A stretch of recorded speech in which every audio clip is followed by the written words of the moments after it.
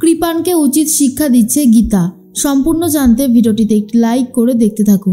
গল্পে শুরুতেই দেখা যায় অগ্নিজিৎ মুখার্জি মেহেক আর অঙ্কিতের সাথে ফোনে কথা বলতে থাকে। অগ্নিজিৎ মুখার্জি অঙ্কিতকে বলে যে তোমরা যদি আমার বড় বৌমা আর বড় ছেলের মধ্যে ইন্টু পিন্টুটা ঘটিয়ে দিতে পারো তাহলে 1 মাসের জন্য তোমাদেরকে হানিমুনে পাঠাবো আমি। গোটা ইউরোপ ট্যুর করবে তোমরা দুজন, সমস্ত খরচা দেব আমি। আর এটা শোনার পরে মেহেক বলে সত্যি পাপা তুমি এরকম কিছু করবে? অগ্নিজিৎ মুখার্জি বলে আরে বাবা হ্যাঁ করব। এর মধ্যেই তখনই সবাই মিলে বলে সত্যি জেঠু তুমি পারোও বটে, শ্বশুরমশাই হয়েও কিন্তু তুমি বেশ ভালো রকমের গেম খেলতে শিখে গেছো। অগ্নিজিৎ মুখার্জি বলে আরে বাবা ছেলে আর বৌমার মধ্যে মিল দেখতে কে না চায়, আমিও চাই। আর তার জন্য যদি আমাকে কিছু কাঠখড় পোড়াতে হয় তো হবে, না হওয়ার তো কিছুই নেই তাই না। এর মধ্যেই গিনি আর গণেশ গাঙ্গুলি দুজন মিলে কথা বলতে থাকে। গিনি তখন বলে কি হয়েছে বাবা, তুমি কি ভাবছো বলো তো? গণেশ গাঙ্গুলি বলে আজ তো শিবরাত্রি, আজ মেয়েরা তাদের স্বামীর কথা মাথায় রেখে বাবার মাথায় জল ঢালে, তুই ঢালবি না? গিনি তখন বলে স্বামী, আমার আর স্বামী কোথায়? আমার স্বামী অন্য একজন মহিলাকে ভালোবাসে, আমাকে সে ভালোবাসে না। তখন গণেশ গাঙ্গুলি বলে তোর মাকে দেখে এসেছি, সারাটা জীবন এই দিনে সে শিবরাত্রি ব্রত পালন করেছে। গিনি তখন বলে থাক না বাবা, এ সমস্ত কথা বলে কি লাভ, আমার এ সমস্ত কথা শুনতে একদমই ইচ্ছে করছে না। এর মধ্যেই মেহেক তো রেডি হয়ে গেছে।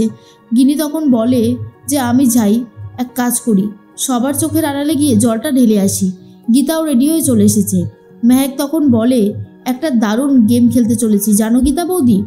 মেহেক সাত্বিকের ফোন সরিয়ে দিয়ে সাত্বিকের ফোন থেকে গিনিকে মেসেজ করে লেখে যে শুভ শিবরাত্রি আর লাভ ইউ কথাটা লেখে। গিনি তখন অবাক হয়ে যায় দেখে। গীতা বলে এই মেহেক তুমি কি করছো বলো তো, দেখে তো মনে হচ্ছে তুমি কিছু নিয়ে একটা ষড়যন্ত্র টাইপের করছো, কি করছো? মেহেক তখন বলে আরে আমি বর্দার ফোন থেকে লুকিয়ে লুকিয়ে গিনি বৌদিকে মেসেজ করেছি আর সেটার জন্যই বেশ হাসি লাগছে। এটা শোনার পরেই গীতা বলে যদি সাত্বিকবাবু জানতে পারে না তাহলে কিন্তু আবার অশান্তি শুরু হয়ে যাবে। স্বস্তিক তখন বলে এ দাদা তুই তোর বউকে প্রপোজ করছিস মেসেজে, ভালো করে যা। সাত্বিক বলে এই তুই এসব কি বলছিস, আমি তো আমার ফোন খুঁজেই পাচ্ছি না, আমি আবার মেসেজ করতে যাব কেন, কি যে বলিস না আমি বুঝি না। তার মধ্যেই গীতা বলে মেহেক অনেকটা লেট হয়ে গেছে, এবারে চলো গিয়ে আমরা বাবার মাথায় জল ঢালি। সবাই মিলে তো বেরিয়ে পড়েছে। আর এদিকে গীতা মেহেক সবাই বাবার মাথায় জল ঢালতে থাকে। ঠিক সেই মুহূর্তে কৃপান লুকিয়ে লুকিয়ে চলে এসেছে মেহেককে শেষ করবে বলে, আর সেটা আড়াল থেকে দেখে নিয়েছে গীতা। তারপরেই বাবার ত্রিশূল নিয়ে ছুটতে শুরু করে দেয় আর বলে আজ তোর একদিন কি আমার একদিন। কৃপানকে মারতে গেলে তখনই চলে এসেছে পদ্ম আর বলে মেরো না উকিল দিদি, আমি শেষবারের মতন ক্ষমা চাইছি, আমি ওকে মানুষ করে তবেই ছাড়বো। গীতা বলে পদ্ম তুই সরে যা, ও কখনো বদলাবে না, ওর মতন ছেলেরা কখনো বদলাতে পারে না। এর মধ্যেই তখনই কৃপান বলে আমি আজকে মেহেককে শেষ করে দেব।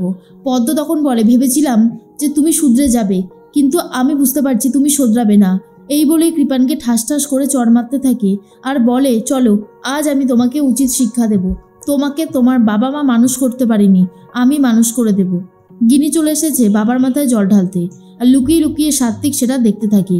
সাত্বিক বুঝতে পারে গিনি এখনও সাত্বিককে ভালোবাসে, মুখে যতই যাই বলুক না কেন সাত্বিকের প্রতি তার ভালোবাসা এখনও অটুট। এর মধ্যে অগ্নিজিৎ মুখার্জি বলে এই যে ছোট বৌমা কি ভাবছো বলো তো? গীতা বলে দিদি নিজে বাবার মাথায় জল ঢেলেছে জামাইবাবুর কথা ভেবে, আমি তো সেই জন্যই খুবই খুশি।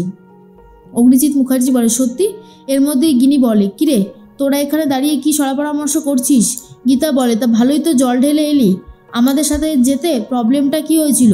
গিনি বলে আমার বয়েই গেছে, আমি কারোর মাথায় জল টল ঢালিনি। গীতা বলে শোন মিথ্যে কথা বলিস না, আমি কিন্তু দেখেছি, তারপরে ওই মিথ্যে কথা বলে কি লাভ?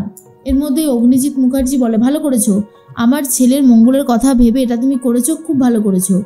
তার মধ্যেই কাভিয়া ফোন করেছে গীতাকে আর বলে আমি স্বস্তিককে ভালোবাসি, আমি অনেক দিন শিবরাত্রির ব্রত পালন করেছিলাম শুধুমাত্র স্বস্তিককে পাবো বলে। গীতা তুমি আমার কাছ থেকে আমার স্বস্তিককে কেড়ে নিয়েছো।